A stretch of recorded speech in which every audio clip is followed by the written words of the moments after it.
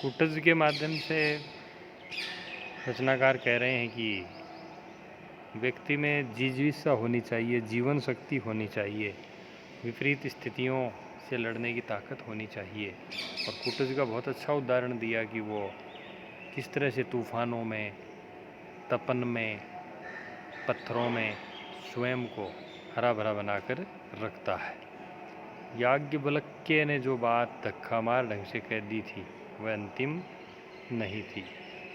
वे आत्मनः का अर्थ कुछ और बड़ा करना चाहते थे। व्यक्ति की आत्मा केवल व्यक्ति तक सीमित नहीं है, वह व्यापक है। अपने में सब और सब में आप, इस प्रकार की एक समष्टि बुद्धि जब तक नहीं आती तब तक पूर्ण सुख का आनंद भी नहीं मिलता। अपने आप को दलित द्राक्षा की भांति निचोड़कर जब तक सर्व के लिए निछावर नहीं किया जाता तब तक स्वार्थ खंड सत्य है। वह मोह को बढ़ावा देता है और तृष्णा को उत्पन्न करता है और मनुष्य को दयनीय कृपण बना देता है।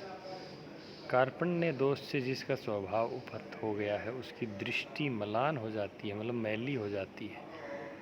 वह स्पष्ट नहीं देख पाता, वह स्वार्थ भी नहीं समझ पाता, परमात्मा तो दूर की बात है। कूटज क्या केवल जी रहा है? वह दूसरे के द्वार पर भीख मांगने नहीं जाता। कोई निकट आ गया तो भय के मारे अधमरा नहीं हो जाता। अर्थात कूटज न तो किसी से भयभीत है और न ही किसी के सामने हाथ फैलाता है। नीति और धर्म का उपदेश नहीं देता फिरता और न ही वो नीति और धर्म का उपदेश दे रहा है।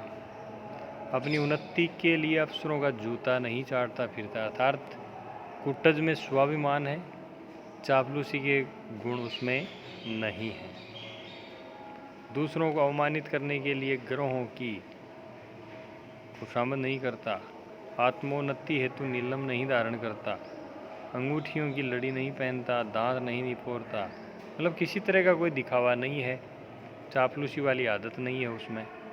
स्वाभिमान है मगर कुछ बड़ी बात है, स्वार्थ के दायरे से बाहर की बात है। भीष्म पितामह की भांति अवधूत की भाषा में कह रहा है, चाहे सुख हो या दुख। कहा ना नीचे, सुखम वा यदि वा दुखम, प्रियम वा यदि वा प्रियम,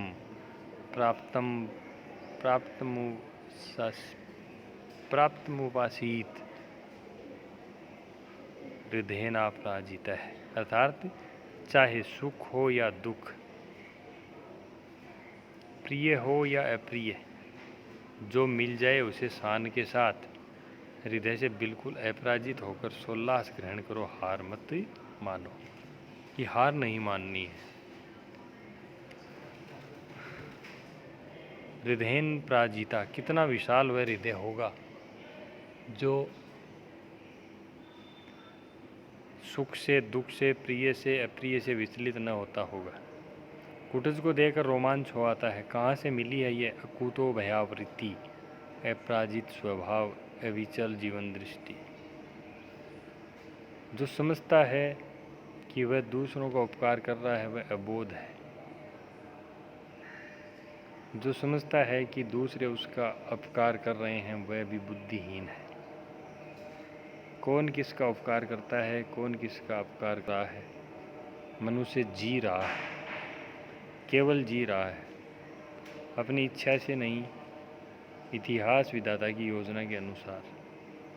किसी को उससे सुख मिल जाए बहुत अच्छी बात है, नहीं मिल सका कोई बात नहीं, परंतु उसे अभिमान नहीं होना चाहिए। सुख पहुँचाने का अभिमान यदि गलत है तो दुख पहुँचाने का अभिमान तो क्या है, एकदम गलत है।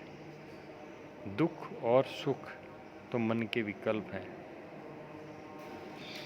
सुखी वह है जिसका मन वश में है, दुखी वह है जिसका मन परवश है, मतलब दूसरे के वश में है। परवश होने का अर्थ है खुशामद करना, मतलब दूसरे के वश में होना। दांत निपोरना, चाटुकारिता, हाँ हजूरी। जिसका मन अपने वश में नहीं है वही दूसरे के मन का छंदावर्तन करता है।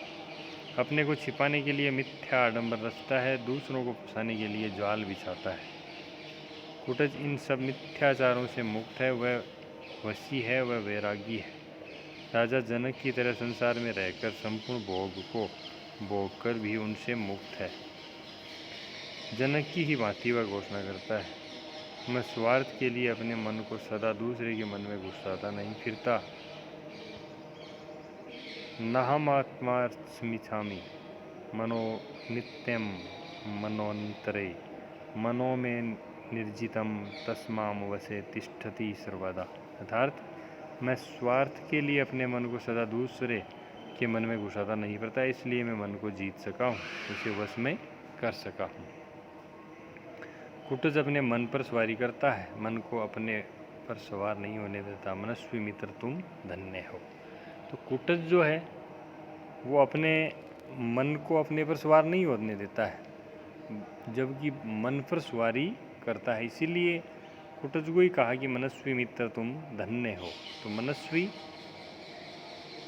मन पर काबू करने में सक्षम, और मनस्वी मित्र किसको कहा है? कुटज को।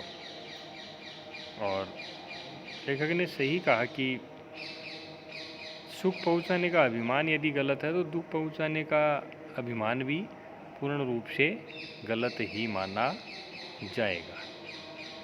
और कुटज जो है उसे किसी भी प्रकार का कोई भय नहीं है, उसका कोई निजी स्वार्थ नहीं है, और उसमें चाटुकारिता की भावना कतई नहीं है। वो किसी की खुशामद नहीं करता।